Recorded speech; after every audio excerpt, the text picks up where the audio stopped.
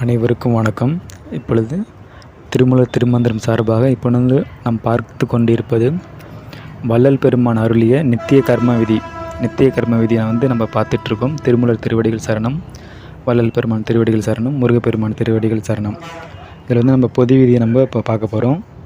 இப்போ பொது விதியில் நம்ம ஃபஸ்ட்டாக பார்க்க போகிறது 6 மாதம் அல்லது 3 மாதத்திற்கு ஒரு தரம் வெள்ளை காக்கட்டான் முதலியவைகளான விரோசனம் வாங்கி கொள்ளுதல், 4 மாதத்திற்கு ஒரு தரம் மருங்காரை முதலியவைகளால் வமனத்திற்கு வாங்கி கொள்ளுதல், 1 வருடத்திற்கு ஒரு முறை அதாவது ஒரு தரம் முள்ளி முதலானவைகளால் நசியம் செய்து கொள்ளுதல், 4 நாளைக்கு ஒரு தரம் அத்தி முதலிய வஸ்துக்களால் செய்வகைப்படி செய்தால் மைகளால் கண்ணுக்கு அஞ்சனம் தீட்டல், 1 பக்ஷம் அல்லது 1 வார வட்டத்திற்கு ஒரு தரம் சாவதானமாக நல்ல நினைப்போடு தன் வசத்திலிருந்து மூச்சு அதிர்ந்து மேலிடாது மெல்லன பெண் போகம் செய்தல்.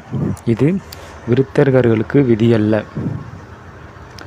வார வட்டம் அல்லது 4 தினத்திற்கு ஒரு தரம் முளைப்பால் பொன்னாங்கண்ணி முதலிய தைலமிட்டு செம்பகமான வெந்நீரில் மெல்லென முழுகுதல், இளவெயிலில் கடும் வெயிலில் மழை குளிர் வெயில் காற்று பனி இவைகளால் உடம்பை வருத்தாமற் காத்து கொள்ளுதல், கடுநடை ஓட்டம் கடும் பெருஞ்சொல் பேராசை இசைப்பாடுதல் வழக்காடுதல் பெருநினைப்பு பெருஞ்சிரிப்பு பெருந்துயர் மிகு பார்வை ஊன்றி கேட்டல் துர்காந்த நாற்காந்த முகர்தல் சுவை விரும்பல் பேருண்டி பெருந்தூக்கம் வீண் செயல் பெருமுயற்சி விளையாட்டு மலமடக்கல் ஜலமடக்கல் தாகமடக்கல் பெருநீர் குடித்தல் சமய உணர்ச்சி பயம் அகங்காரம் இடம்பம் பேராசை உலோபம் கோபம் மோகம் மதம் இவை முதலியவை தேகேந்திரிய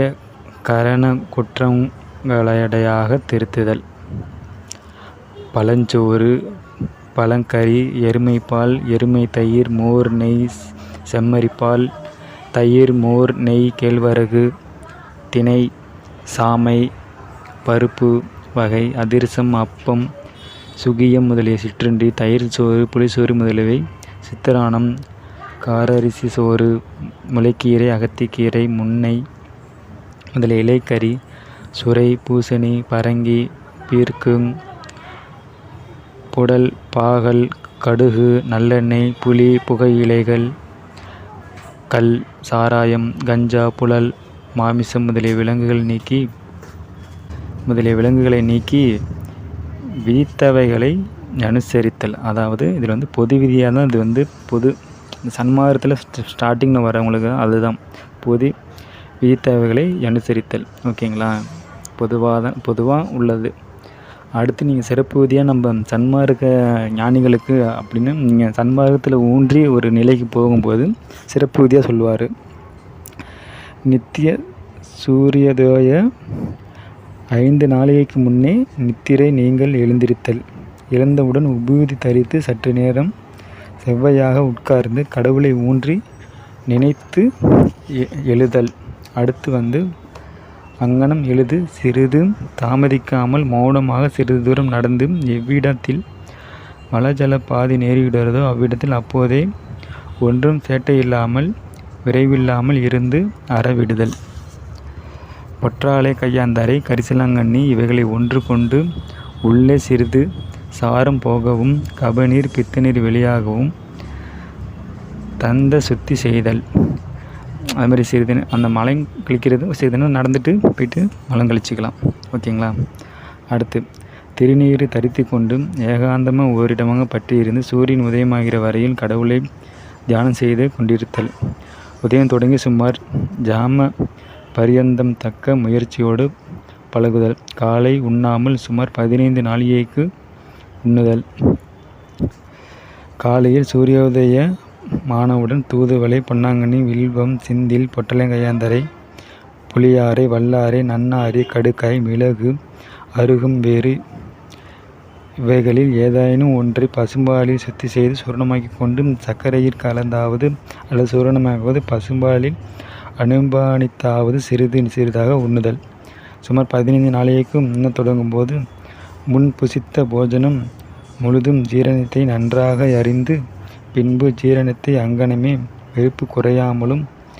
வெறுப்பால் குறையாமலும் தராசு முனை போல் அளவறிந்து அந்த அளவின்படி அதிக விரைவு அதிக தாமதமும் இல்லாதபடி சமமாக புசித்தல். அடுத்து புசிப்பில் பச்சரிசி சாதம், பசும்பால், பசு நெய், முருங்கை, கத்தரி, முள்ளி, தூதுவளை முதலிய இளங்காய், பொன்னாங்கண்ணி, தூதுவளை முதலிய இலக்கீரை, இவைகளில் மிளகு 1 பங்கு, சீரகம் காலோ அரை பங்கோ, அடுத்து சீரகம் காலோ அரை பங்கோ, வெந்தயம் 1/4 பங்கு, சீரகம் என்ன சொல்லியிருக்காங்கன்னா சீரகம் காலோ அரை பங்கோ, ஓகேங்களா. அடுத்து வெந்தயம் 1/4 பங்கு, புளி விஷம் பங்கு, உப்பு விஷம் பங்கு, மிளகாய் விஷம் பங்கு, சேர்க்கப்பட்ட காரியமுது, குழம்பு, ரசம் முதலியவரை கொண்டு பெருங்காயம், வெங்காயம், வெள்ளைப்பூண்டு முதலியவனை தள்ளி புசித்தல். புசித்த பின்பு மத்தியானம் தொடங்கி 25 நாழிகை பரியந்தம் சாத்துவமான விவகாரங்கள் புசித்த பின்பு மத்தியானம் தொடங்கி 25 நாழிகை பரியந்தம் சாத்துவமான விவகாரங்களை மெல்லன இருந்தபடி நடத்தல். பிறருக்கு விசேஷங்களை கேளா வகையில் படித்தல், மெல்லன பேசுதல், இவையன்றி நல்ல நினைப்போடு இருத்தல். அடுத்ததாக சொல்கிறாரு, காலை, மதியானம், சாயங்காலம் இப்பொழுதுகளில் மத்தியிலும் நித்திரை செய்யாதிருத்தல். அடுத்து மத்தியான போஜனம் செய்கிற பொழுது அடிக்கடி தாக நீர் குடிக்காமல் போஜனம் செய்த பின் ஒரு தரமாக இளஞ்சூடுள்ள வெந்நீரை கிரகமாக தாகத்துக்குள் கொண்டு குளிர்ந்த ஜலம் சிறிதும் கொள்ளாது தள்ளுதல். மத்தியானத்தில் சுமார் 5 நாழிகை பரியந்தம் செவ்வையாக ஓரிடத்தில் இருந்து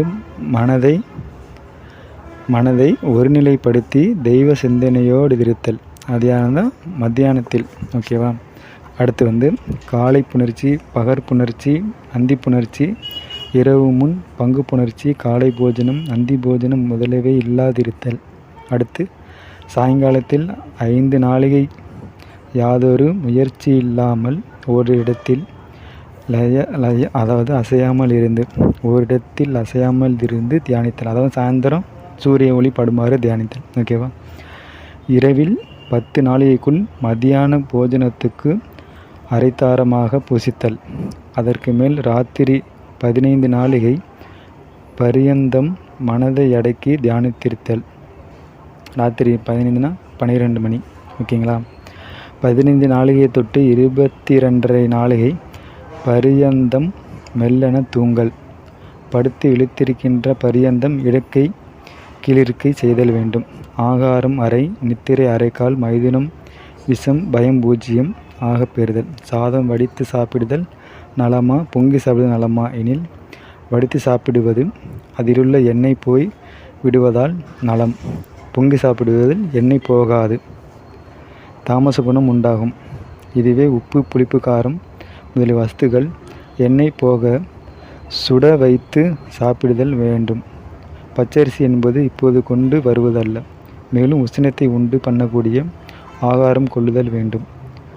அதாவது உப்பு, புளி, மிளகாய் முதலிய வஸ்துக்களை எண்ணெய் போக சுட வைத்து சாப்பிடணும், இல்லை வானிலை வறுத்து இல்லை சுட்டோ சாப்பிட்ணுன்னு சொல்கிறார், சரிங்களா.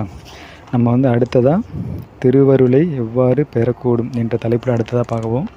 இத்துடன் இந்த தலைப்பு முடிவடைகிறது. மீண்டும் அடுத்த தலைப்பில் சந்திப்போம். நன்றி, வணக்கம். திருச்சிற்றம்பலம், தில்லையம்பலம். ஓம் நமச்சிவாய, ஓம் நமச்சிவாய.